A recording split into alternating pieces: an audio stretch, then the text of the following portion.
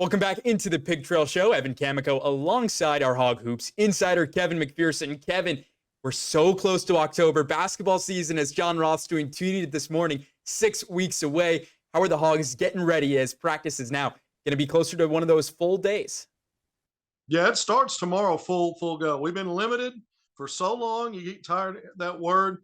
It ramps up in a big way. I mean, the amount of hours they can spend on the court for on-court instruction is exponentially more. And so that starts on Monday, and then things really happen fast. Arkansas's red-white intra-squad scrimmage is a week from Wednesday, October 4th. I mean, we can basically see Barn Hill Arena from here, talking about that date, and that's where they hold the annual game for the red-white game. And look, it's typically on a Sunday on the weekend in mid-October, so this is a little bit different. Early October, and it's a weeknight, 6:30 p.m. Admission is free. It's again a Barn Hill Arena on Wednesday, October 4th. And usually the media, by the way, gets an opportunity to go in to the Performance Center and see the team practice for at least usually 30 or so minutes, and then do a press conference with Musselman and some players. Typically that happens well in advance of the start of, or well in advance of the red-white game. But because it's been moved up so much, I'm interested to see if there's going to be an invitation extended to us, Evan, to come out and watch the Hogs have that first practice before the red-white game. So let's keep our eyes on that, because there's not a lot of time between now and the 4th to do it. It'd have to be probably sometime this upcoming week. Won't be surprised if we do get an invite, though. So we're going to keep our eyes open for that, which will be really great, because as always in this era of college basketball, even though Arkansas is returning 5 guys, that's a big deal under Musselman. There's still so many newcomers, 9 newcomers. We haven't put eyes on them other than the little videos, and they haven't done as much this year on off season from practices. And so it'll be really cool if we can get in there and see that. And we're going to see them at the red-white game anyway. All right. So that's what's going on. Practice ramping up, red-white game coming up. By the way, there's another division. There should be a Division II exhibition opponent that's added to the schedule. It's the only game in theory. I don't think it's a theory. Arkansas is obviously going to play 2 exhibition games. We just don't know who it is yet or when it will be.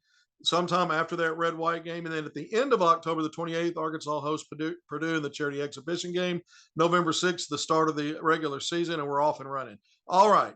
So moving on from that, I'm hoping we can talk some recruiting today, because we're going to get to talk a lot more about these basketball Hogs as the season opens up. And recruiting is 365 days a year. Yeah, so let's jump into the recruits. I mean, the red and white game, I'm super excited for. Like you said, Wednesday, October 4th, 6 p.m. in Barnhill. And then on top of that, it looked like the team was out playing pickleball earlier this week. A lot going on with the team, so a lot of fun things. But let's jump into the recruits. Who is notable? Who's going to be in town in the next couple of weeks? I know Arkansas football is on the road for the next 3 weeks. So football, kind of puts the recruits to the back end a little bit. But we've talked about this already, about some recruits going to be here later in October. So what have you seen? And I saw the other day on social media, Kay Honor Boating committed to Mizzou. So let's just jump right in with your recruiting report, Kevin. Yeah, Boateng off to Mizzou. That's not a surprise, a Little Rock Central product. But Arkansas's got players similar positionally that they're recruiting, and who one just had a visit in Isaiah Elohim last weekend, national top 50 player, another national top 50 coming in, Marquise Passmore, 6'5" at a Combine Academy in North Carolina. He's coming in on October 7th. That's one of those weekends Arkansas's on the road. They're at Ole Miss for football, but the basketball program is going to host a player, again, from that class of 2024. So they've got the one commit from Jalen Shelley at a Link Academy. And I keep saying the number. Arkansas is probably going to be at 2 or 3 from the high school ranks when the dust settles on who they're going to get committed first and then eventually signed. Probably going to be in that 2 to 3 range. There's a scenario where it could land at 4. I'm going to talk about some of these names. And we've mentioned several of them. You mentioned Boateng off the board, Shelley on the board, but those 2 names I mentioned, Elohim and Passmore, I think Arkansas is in great shape with both of those guys. If I were projecting, I would say Arkansas is going to be in the top 2 with both. And I think Arkansas is probably more than likely, as it looks right now.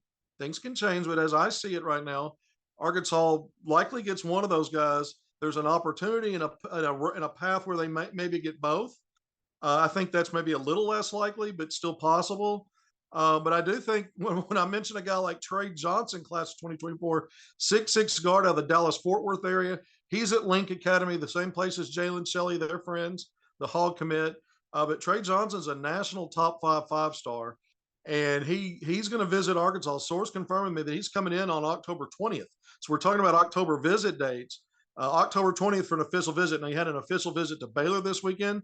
Baylor's considered one of the, Baylor and Texas have kind of been 1-2, and who do you think a lot of people think might be in the lead for him?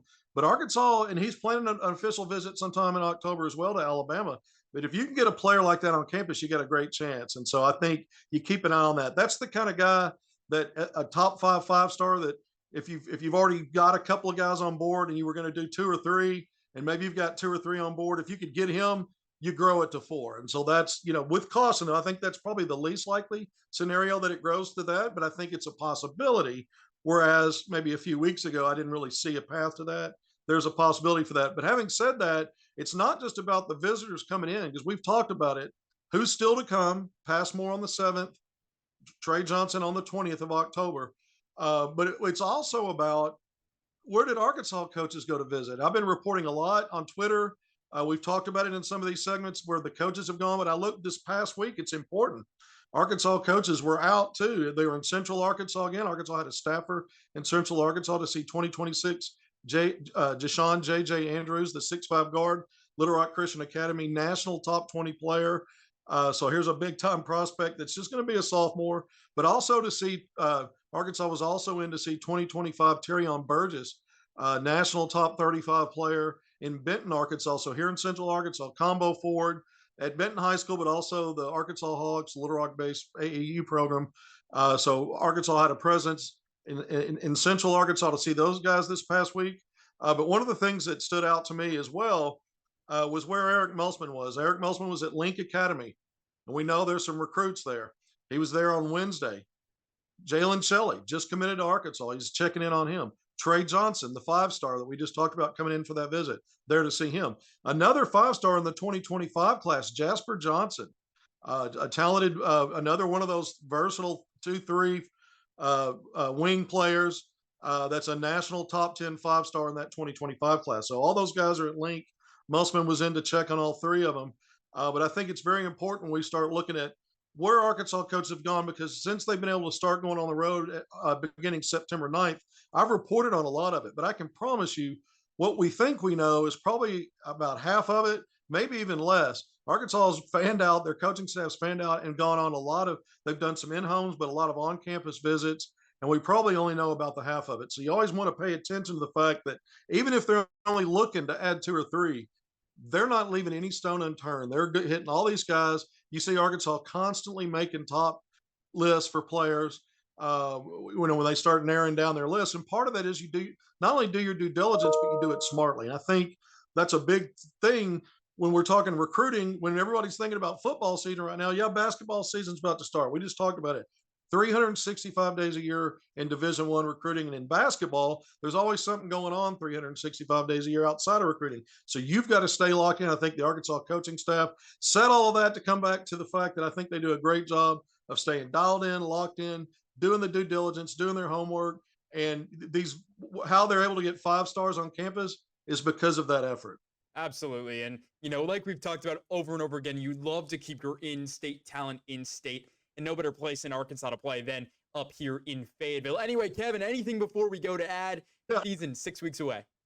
Yeah, one more thing, talking about guys that were on campus. We had, I think, 10 visitors when they had the 2 home games back-to-back weekends. One of those, class of 2026, Aiden Chronister, the 6'7" wing out of Rogers, big-time guy that's really hitting the charts big time after his spring and summer with the Arkansas-based AAO flight out of Northwest Arkansas.